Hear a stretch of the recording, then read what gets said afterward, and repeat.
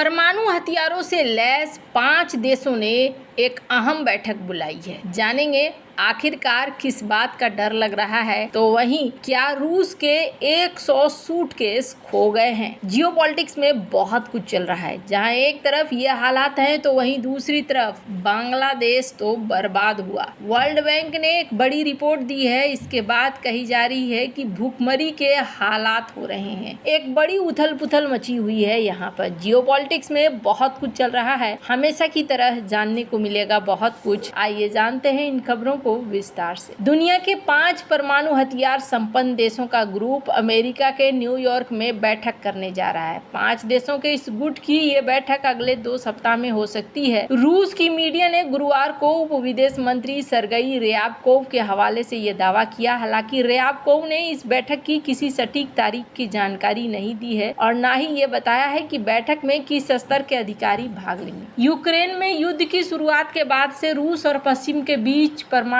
तनाव में उल्लेखनीय वृद्धि के कारण ये बैठक काफी महत्वपूर्ण मानी जा रही है। यह रूस, अमेरिका, चीन, फ्रांस और ब्रिटेन को एक मंच पर ला सकती है। ये सभी परमाणु सशस्त्र देश हैं और संयुक्त राष्ट्र सुरक्षा परिषद के अस्थायी मेंबर भी हैं। रूस के राष्ट्रपति व्लादिमीर पुतिन ने पिछले महीने ही अपने देश के परमाणु सिद्धांत में बदलाव की घोषणा की है। उन्होंने कहा है कि रूस मॉस्को उन परिदृश्यों की सूची का विस्तार कर रहा है जो उसे परमाणु हथियार दागने पर विचार करने के लिए प्रेरित कर सकते हैं। जनवरी 2022 में व्लादिमीर पुतिन ने यूक्रेन में सेना भेजने का फैसला किया था। पुतिन के यूक्रेन में सेना भेजने से कुछ हफ्ते पहले न्यूक्लियर 5 ने संयुक्त बयान जारी किया था कि वे परमाणु शक्तियों के बीच युद्ध से बचने और रणनीतिक जोखिम को कम करने की प्राथमिकता देते हैं। बयान में उन्होंने कहा कि परमाणु युद्ध जीता नहीं जा सकता है, इसे कभी नहीं लड़ा जाना चाहिए। रूस और यूक्रेन के बीच फरवरी 2002 में जंग छिड़ने के बाद से ही पश्चिमी देशों की टेंशन कम नहीं हो रही है। रूस के राष्ट्रपति व्लादिमीर पुतिन का आक्रामक रुख न सिर्फ पश्चिमी देशों बल्कि पूरी दुनिया की टेंशन को बढ़ा रहा है। स्क्रीन पर एबीसी न्यूज का एक आर्टिकल देख सकते हैं। रूस ने हाल के दिनों में बार बार अपने न्यूक्लियर वेपन्स को दुनिया को दिखलाया है।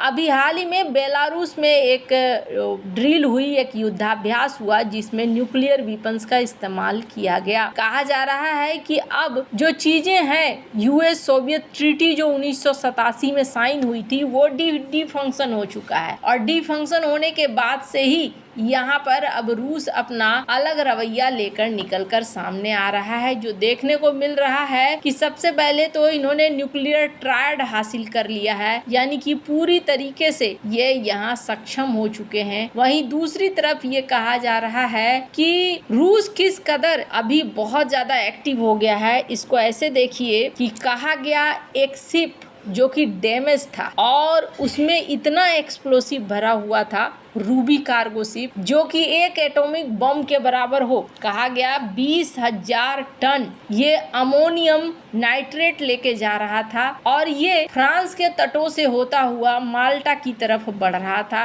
जिसने एक टेंशन खड़ा कर दिया कि इतना सारा अमोनियम नाइट्रेट लेकर जाने वाला ये जहाज डैमेज हो चुका है। अगर थोड़ा सा भी आग लगता है तो फिर ये एक बड़ा ब्लास्ट करेगा। इतना बड़ा ब्लास्ट जो कि दिखला रहा था कि दुनिया के शक्तियों को हिलाने के लिए काफी था। द नेशनल इंटरेस्ट का एक खबर देख सकते हैं जिसमें कहा जा रहा है कि रूस के सबसे बड़े दुस्वप्न है 100 मिसिंग सूटकेस जिसमें मिनी न्यूक्लियर वेपन्स हैं। हालांकि कहा जाता है कि former Russian national security adviser Alexander Lebed ने कहा था कि 100 ऐसे बम है, 100 ऐसे सूटकेस बम है जो खो गए। हालांकि रूस अभी इसे डिनाई करता है, पर कहा जाता है कि ये अलग अलग समय में खोए हैं। कुछ तो उस समय खोए जब सोवियत संघ का विघटन हो रहा था, तब वो खोए थे। और ऐसे कंडीशन में रूस न्यूक्लियर हथियारों का इस्तेमाल कर सकता है। अगर यूक्रेन जीतने लगता है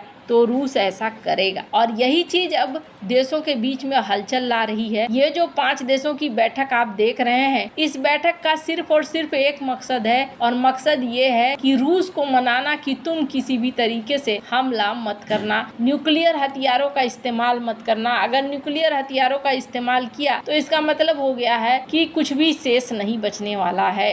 अब यहाँ पर बैठक के बाद क्या रिप्लाई निकल कर आता है वो देखने वाली बात होगी। जहाँ एक एक तरफ ये सब कुछ चल रहा है, वहीं द डिप्लोमेट की एक खबर देखिए। अब भूख ने समस्या खड़ी कर दी है बांग्लादेश के अंदर। बांग्लादेश में लोग छात्र आगे बढ़ाए, छात्रों को उकसाया गया, एक माहौल बनाया गया और माहौल बनाने के बाद ये कहा गया कि हाँ जी आप आगे बढ़ो। पर यहाँ पर क्या कहा जा रहा है, स्क्रीन पर एक आर्टिकल देखिए। बांग्लादेश के अंदर रिसेशन आ सकता है, ये कहा जा रहा है एक्सपर्ट के द्वारा। कहा जा रहा है जो अभी इकोनॉमिक स्टेट है वो बहुत बुरी तरीके से धराशायी हो सकता है। बांग्लादेश का टैक्स टू जीडीपी रेशियो जो है इस वक्त साउथ एशिया में सबसे कम है और बांग्लादेश के बैंक वो लिक्विडिटी प्रोवाइड करने की कोशिश कर रहे हैं, लेकिन बैंकों की हालत भी वैसी नहीं है कि वो बहुत ज़्यादा देर तक अपने देश को संभाल कर रख सके। हालांकि आपको बता दूं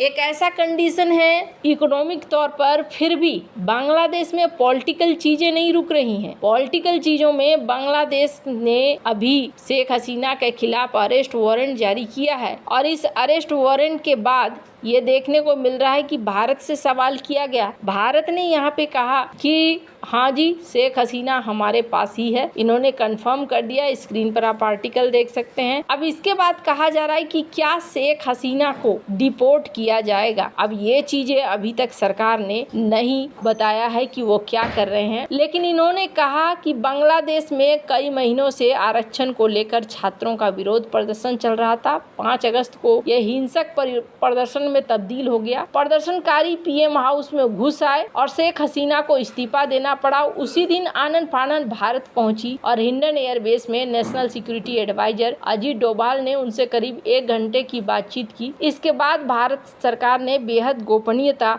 और कड़ी सुरक्षा के बीच शेख हसीना और उनकी छोटी बहन शेख रेहाना को रहने का इंतजाम किया। बांग्लादेश मामले को लेकर अगले दिन सर्वदलीय बैठक बुलाई। इसमें विदेश मंत्री एस जयशंकर ने कहा कि शेख हसीना ने शॉर्ट नोटिस में भारत आने की मंजूरी मांगी, हमें उसी समय अनुरोध मिला। फिलहाल वो यहीं रहेंगी, वो डरी हुई है, इसलिए आगे का फैसला करने के लिए उन्हें वक्त की जरूरत है। भारत सरकार ने उनसे अपना स्टैंड साफ करने को कहा। इससे पहले अमेरिका के वॉशिंगटन में रहने वाले शेख हसीना के बेटे साजिद वाजिद ने कहा था कि शेख हसीना राजनीति से रिटायरमेंट लेने का विचार कर रही है और वो परिवार के साथ समय गुजारना चाहती है। अब यहाँ पर अरेस्ट वारंट जारी किया गया है, देखना है क्या भारत इन्हें लौटाता है, नहीं लौटाता है, आगे के घटनाक्रम कैसे रहते हैं। लेकिन इतना निश्चित है कि बांग्लादेश के लिए आने वाला समय सबसे ज्यादा तबाही लेकर आने वाला है, क्योंकि यहाँ चाइना भी खड़ा है और ऐसा लगता है जैसे चाइना ने शर्त रख दी है कि आप आरसीपी को ज्वाइन करो तभी हम आपको किसी तरह की कोई भी मदद करेंगे। वैसे आपको क्या लगता है, क्या बांग्लादेश एक बार फिर से